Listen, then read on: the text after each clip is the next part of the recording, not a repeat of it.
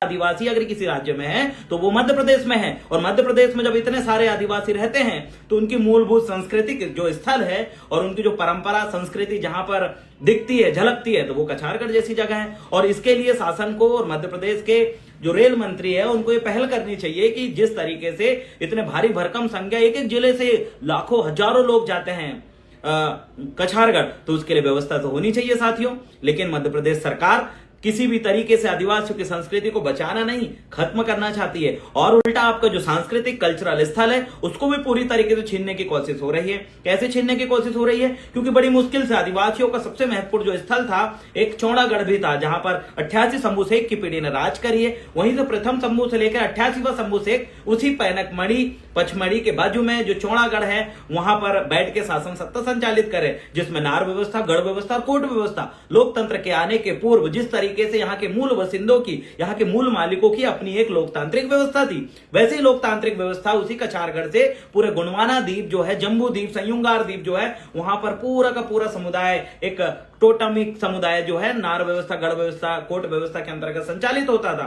लेकिन आज आप देखिए वो स्थान भी आपके हाथ से चले गए। धीरे से बमलेश्वरी आप जाओगे वो स्थान भी आपके हाथ से चले गए। जितने भी आदिवासी सांस्कृतिक स्थल है वो धीरे धीरे किसी अन्य धर्मों के माध्यम से छिनते जा रहे हैं। जैसे अमरकंटक आप गए तो अमरकंटक में भी जो आपका मूलभूत स्थल है वो पूरी तरीके से क्षीण अवस्था में है, और दूसरा धार्मिक जो है जो ट्रस्ट है वहां पर घुस गया है। वैसे ही अमरकंटक में भी हो रहा है। आप सबसे अनोखी बात ये पता चली है कि आने वाले समय में जो अमरकंटक के बाद जो कछारगढ़ जो स्थल है उसको भी वहां की जिला समिति या जिला प्रशासन अपने हैंड ओवर लेने वाली है। और जिस दिन याद रखिएगा कछारगढ़ का जो स्थल है वहां की समिति भंग करके अगर जिला प्रशासन ने जिस दिन हाथ में ली तो पर्टिकुलर किसी एक धर्म और संस्कृति का वो स्थल बन जाएगा। मतलब आपके पास पहले से ही जो सांस्कृतिक स्थल आपके थे, जहां से आपके पुरखाओं की आप गोंगो पूजन पाठन करते आ रहे हैं, वो स्थल पहले से तो छिन गए हैं, लेकिन अभी जो वर्तमान आपके हाथ में है वो भी धीरे धीरे छिनने लगे हैं। और जैसे कि आप देख रहे हैं कि घुसपैठिया सबसे पहले या तो आपके स्थलों में सीधा घुसता है, आपके मंचों में घुसता है। जैसे कछारगढ़ मंच में हम देख रहे हैं दादा हीरा सिंह मरकाम जी ने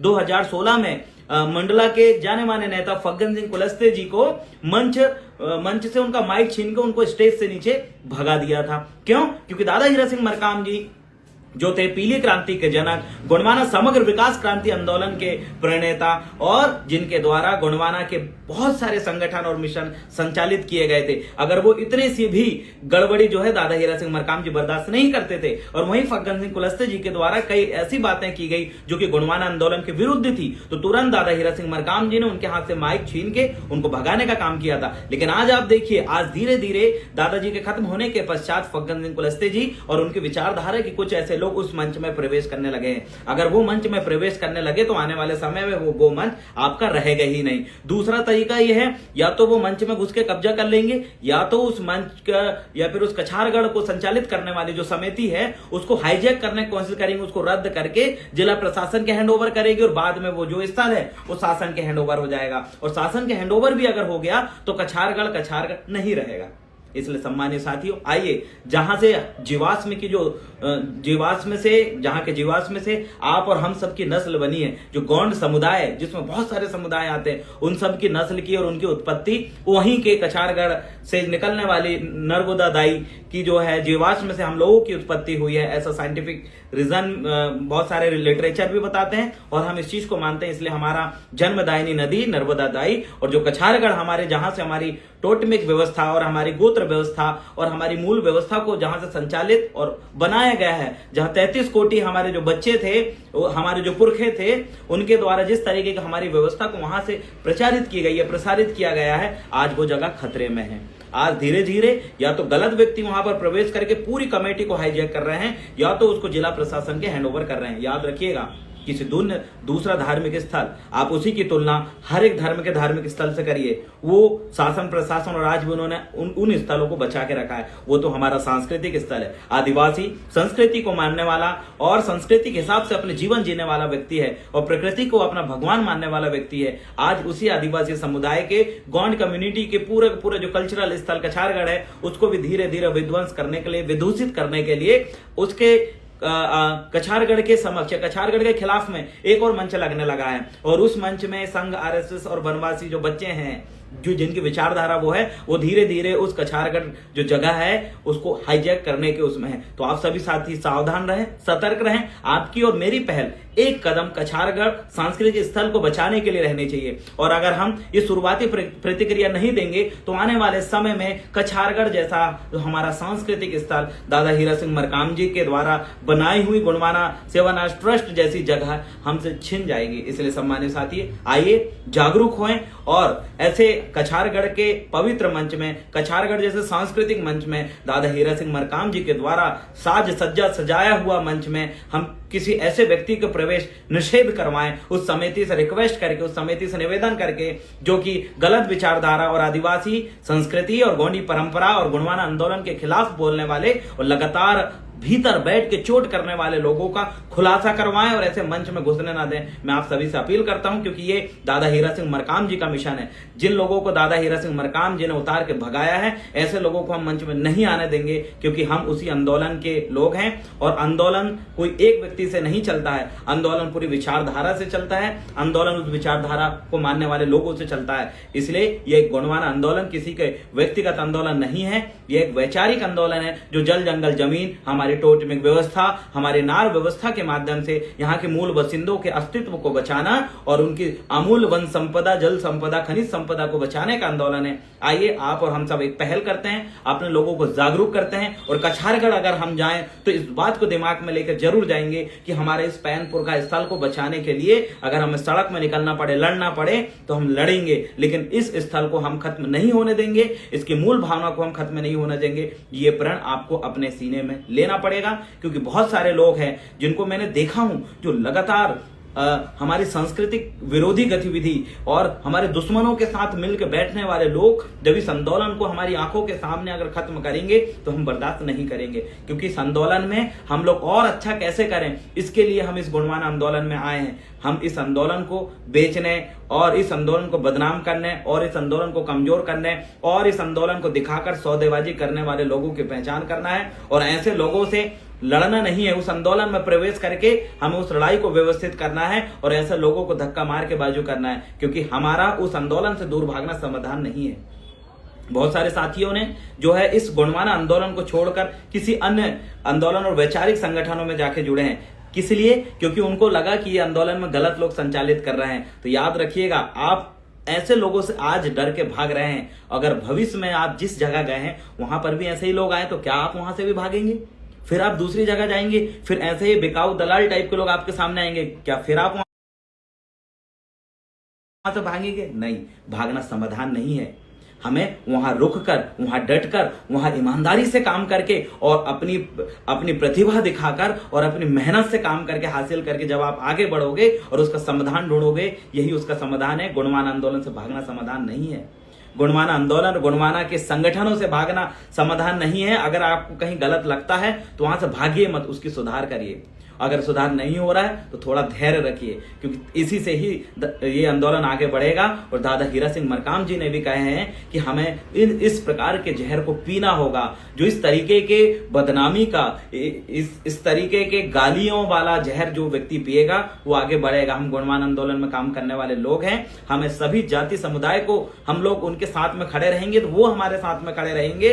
हम ईमानदारी से काम करेंगे। जो लोग गलत कर रहे हैं इनको धीरे धीरे सबक हम सिखाएंगे, लेकिन इसी आंदोलन में रहकर इससे निकलना और आंदोलन से निकलकर भागकर नए रास्ता ढूंढना और समाधान ढूंढना ये मैं कतई उचित नहीं समझता। आइए दादा हीरा सिंह मरकाम जी का इस पवित्र आंदोलन को समझते हैं, गुणवाना समग्र विकास क्रांति आंदोलन की समस्त विंगों को समझते हैं और अपना दायित्व का निर्वहन करते हैं। गुणवाना समग्र विकास क्रांति आंदोलन वह विंग है जिसमें शैक्षणिक स्तर को बताया गया है। शैक्षणिक स्तर मतलब आइए प्राकृतिक ऐसे संस्थाओं का निर्माण करें, ऐसे स्कूल, ऐसे कॉलेज, ऐसे यूनिवर्सिटी का निर्माण करें जहां पर हमारा बच्चा वर्ल्ड लेवल का नेचुरल एजुकेशन, व्यवहारिक एजुकेशन भी कवर कर सके। यह है गुणवाना समग्र क्रांति आंदोलन। क्या है गुणवाना समग्र विकास क्रांति आंदोलन? समग्र विकास क्रांति आंदोलन है आइए कि यहाँ की मूल प्रकृतिवादी संस्कृति को संरक्षण करें और उसको बचाने के लिए नए नए रिसर्च करें और उसमें प्रतिघात करने वाले लोगों की पहचान करें। यह है गुणवाना समग्र विकास क्रांति आंदोलन। क्या है समग्र विकास क्रांति आंदोलन? हमारी कृषि व्यवस्था, किसानी व्यवस्था को कैसे उपजाऊ जमीन को बनाए रखें, कैसे उसकी उर्वरता शक्ति को बनाए रखें, कैसे कृषि व्यवस्था में हम एक टेक्निकल और व्यवस्थित बिना कीटनाशक वाली खेती करके कैसे आगे बढ़ें और कैसे संपन्न हुई है गुणवाना समग्र विकास क्रांति आंदोलन। क्या है समग्र विकास क्रांति आंदोलन? कि हम जो पहन रहे हैं, जो चीजें हम इस्तेमाल कर रहे हैं, इन चीजों को हम खुद कैसे बनाएं, आत्मनिर्भर कैसे बने।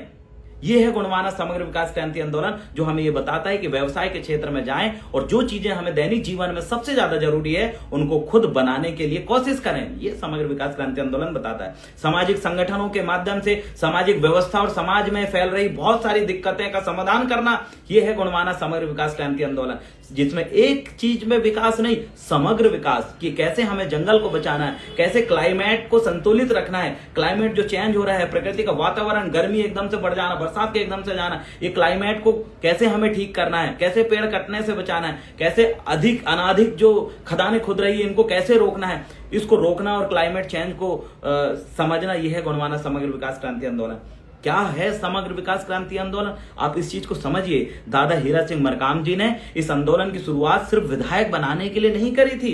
दादा हीरा सिंह मरकाम जी ने इस आंदोलन की शुरुआत मात्र अपना नाम चमकाने के लिए नहीं करी थी, बहुत बड़ा मिशन था उनका। उस मिशन को हमें समझना है साथियों, और हमारे जो किला, महल, अटारी है और इनका रिसर्च करना, और इस संबंध में पुरातात्विक, एक प्राइवेट पुरातात्विक टीम हमारी कैसे खड़ी हो सके और कैसे रेगुलर वो रिसर्च कर सके, कैसे जो लिटरेचर हमारे बन रहे हैं, जो साहित्य बन रहे हैं, उसमें सही साहित्य और गलत साहित्यों की एक तथ्यात्मक जांच कर सके, इस विषय में गुणवाना आंदोलन की शुरुआत हुई। समग्र विकास क्रांति आंदोलन ये है, कैसे ये यहाँ की भाषा, जो यहाँ के बहुत सारे यहाँ के मूल बसिंदों की भाषा बची है, बहुत सारी की खत्म हो गई, कैसे उस भाषा को संरक्षित रखना, ये है गुणवाना समग्र विकास क्रांति आंदोलन। क्या है गुणवाना समग्र विकास क्रांति आंदोलन? कि व्यवसाय की ओर बढ़ना, ऐसे व्यवसाय करना जिससे प्रकृति को नुकसान ना हो, ऐसे व्यवसाय करना जो चीजें हमें रेगुलर जरूरत में है, वो ये संदेश हमें गुणवाना समग्र विकास क्रांति आंदोलन देता है। दादा हीरा सिंह मरकाम जी ने कहा था कि हम अपनी बैंक बनाएं, अपने लोगों से लोन लें, ये जो है लुटेरे लोगों के लोन और इसके चक्कर में ना फंसे, ये इसकी स्थापना करना और ऐसे करने वाले युवाओं का एक टीम बनाना, ये है गुणवाना समग्र विकास क्रांति आंदोलन, जिसमें हमारी बैंक की स्थापना हम कैसे कर सकें। इन सारी चीजों में समग्र विकास के बारे में एक व्यवस्थित तौर पर ईमानदारी से बढ़ना, ये गुणवाना समग्र विकास क्रांति आंदोलन हमें सीख देता है, जिसमें हम पिछड़े हुए हैं और पिछड़े इन्हीं सब चीजों में है कि हमारी मीडिया से लेकर तमाम डिपार्टमेंट और तमाम क्षेत्रों में अपनी बराबर सहभागिता ना होने की वजह से सबसे पिछड़ा समुदाय यहाँ का मूल बसिंदा है, और उन्हीं को आगे बढ़ाने के लिए दादा हीरा सिंह मरकाम जी ने गुणवाना समग्र विकास क्रांति आंदोलन बनाई थी कि कैसे राजनीतिक में आप भागी निभाओगे, सहभागिता निभाओगे, कैसे संस्कृति को बचाने के लिए सांस्कृतिक आंदोलन बना के सहभागिता निभाओगे, कैसे छात्र संगठन बना छात्रों की आवाज बनने के लिए कैसे सहभागिता निभाओगे, कर्मचारियों के लिए कर्मचारी संगठन बना के कैसे कर्मचारियों की आवाज आप उठाओगे। इन तमाम चीजों के लिए इस गुणवाना आंदोलन चल रहा है, और आप सभी से मैं निवेदन करता हूं कि आइए समग्र विकास क्रांति आंदोलन को समझें और उसको समझते हुए आप जिस भी जगह काम कर रहे हैं उसको करें, और दुश्मनों के संगठन से तत्काल इस्तीफा दें, जो कि दादा हीरा सिंह मरकाम जी का नाम तो लेते हैं लेकिन उनके मिशन में नहीं चलते, दुश्मनों के द्वारा संचालित किए जाते हैं। ऐसे संगठनों से जुड़ने से पहले सोचें। आप सभी से मैं अपील करता हूं कि इस बार कछारगढ़ आप जाएं तो ऐसे लोगों को देखें कि कौन क्या कर रहा है, क्या कोई ऐसा विभीषण है जो हमारे संगठनों में जुड़ के, हमारे आंदोलन से जुड़ के हमें ही कमजोर कर रहा है। ऐसे लोगों की भी आपको पहचान करना है, और कछारगढ़ जैसे मंच में फग्गन सिंह कुलस्ते जैसे नेता और कई ऐसे लोग जो इस आंदोलन के खिलाफ हैं, ऐसे लोगों को इस कछारगढ़ मंच में अतिथि और विशेष अतिथि बनाकर बुलाना, ये हमारे लिए निंदनीय विषय है। इसलिए हम कछारगढ़ समिति